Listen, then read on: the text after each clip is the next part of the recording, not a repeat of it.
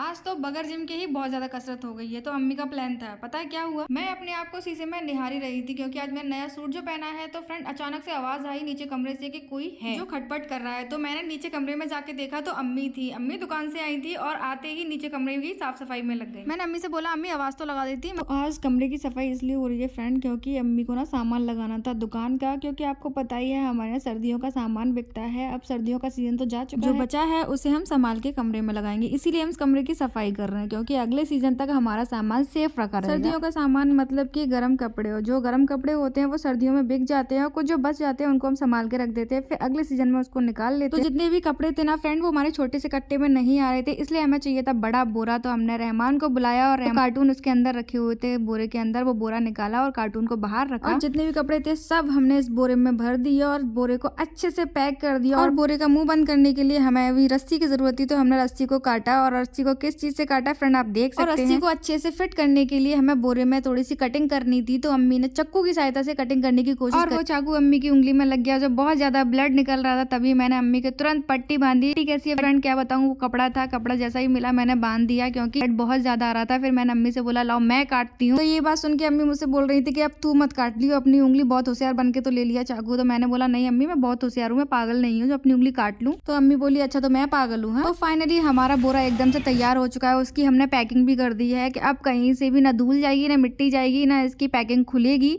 जब हम खुलेंगे ना तभी खुलेगी। मैंने सोचा था दुकान के जितने भी सारे गर्म कपड़े हैं वो सब अम्मी उठा के रखेंगी, बस वही काम करना है। मुझे नहीं पता था इतना ज्यादा काम करना पड़ेगा। मैंने कपड़ों के साथ साथ सारा फर्नीचर मतलब कि जितना भी सामान था सब उठवाया और फ्रेंड बहुत भारी भारी था। इसी बीच ये बच्चे भी आ गए क्योंकि इनकी छत पे पतंग आ गई। तो ये छत पे जाने की जिद कर रहे थे और मैं बोल रही थी सब लोग हाथ जोड़ के मुझसे बोलो तब मैं भेजूंगी। तो बच्चों ने मेरे हाथ जोड़े और मुझसे बोला बाजी हमें छत पे जाने दो। तो मैंने भी तरस खा के बोल दिया चलो ठीक है ले आओ। वैसे भी मैं मजे ले रही थी क्योंकि मैं काम करते करते थक गई थी, इसीलिए मैं बच्चों से मजे ले रही थी। और अम्मी भी पीछे से हंस रही थी क्या बच्चों को परेशान कर रही है, लेके आने दे।